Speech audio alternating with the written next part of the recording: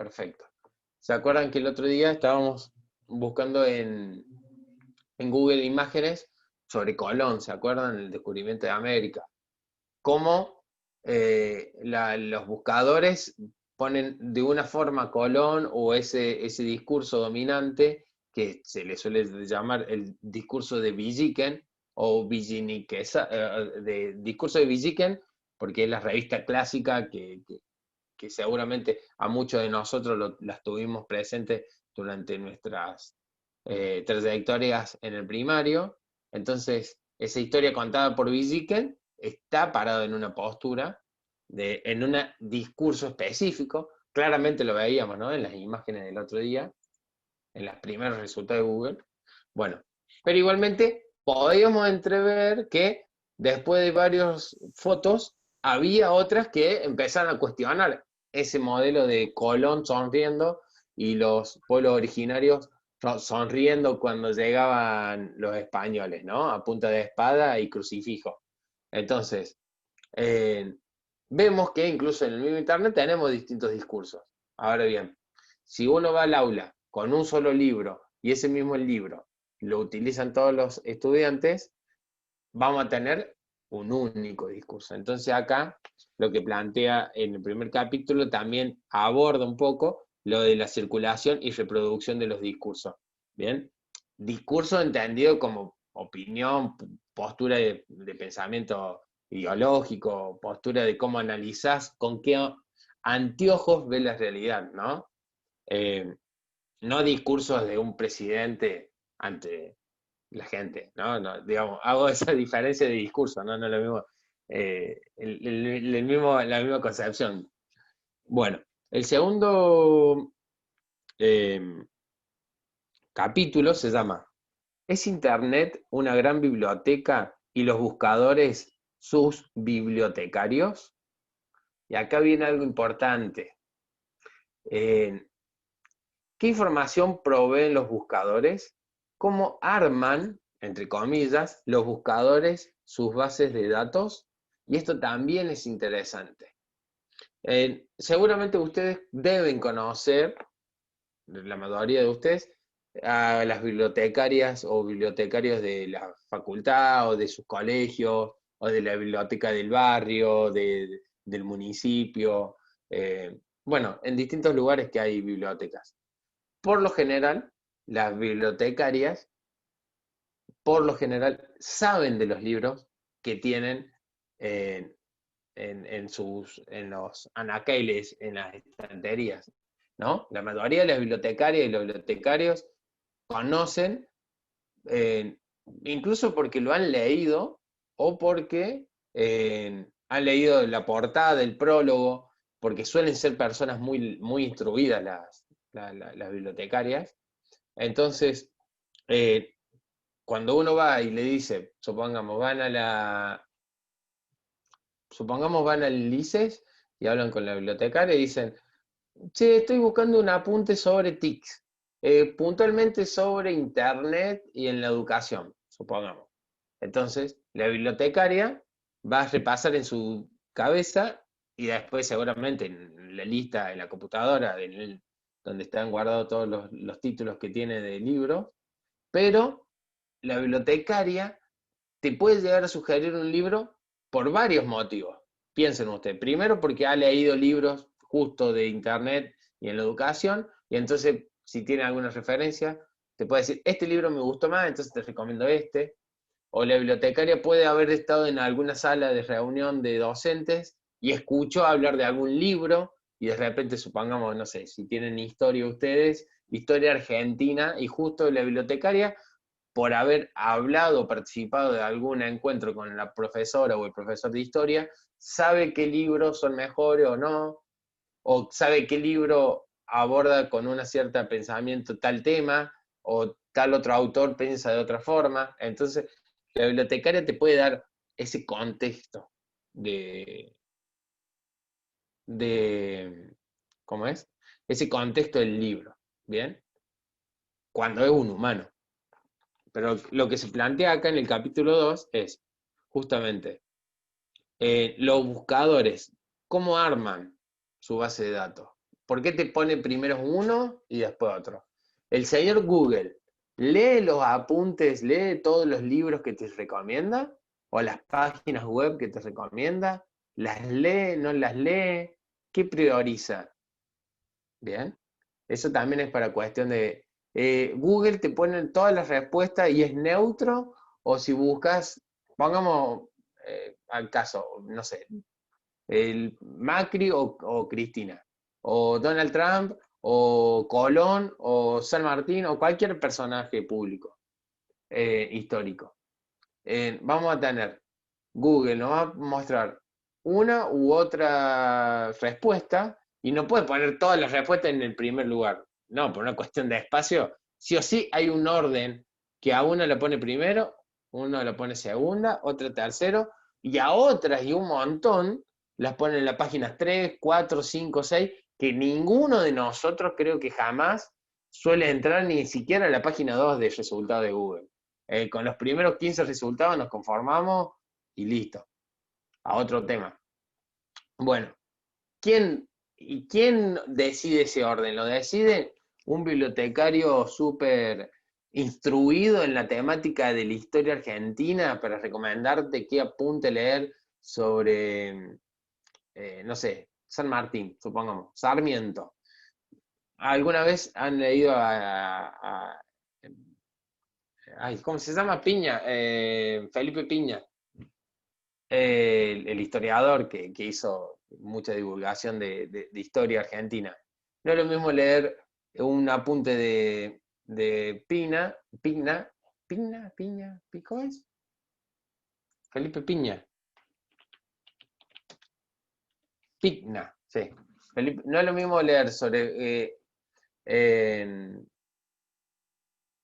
la historia argentina contada por Felipe Piña, que es un historiador moderno, con toda una cuestión pedagógica de fondo, con un pensamiento formado y una posición política claramente identificada con un tipo de modelo de país, que leer la historia argentina contada por Félix Luna, que es eh, o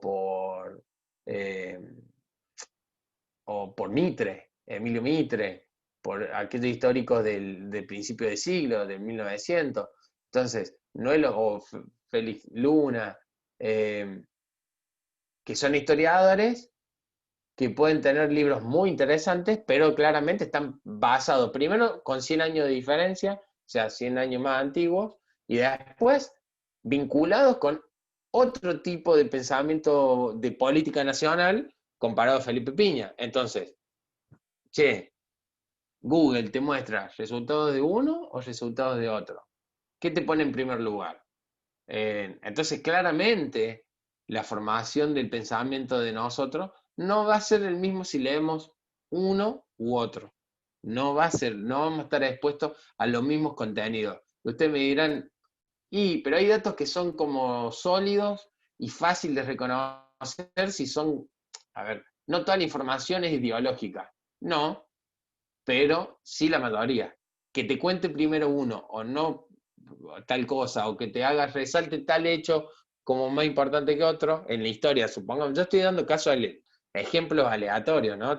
Ahora estoy trabajando con la historia porque es como más fácil de identificar.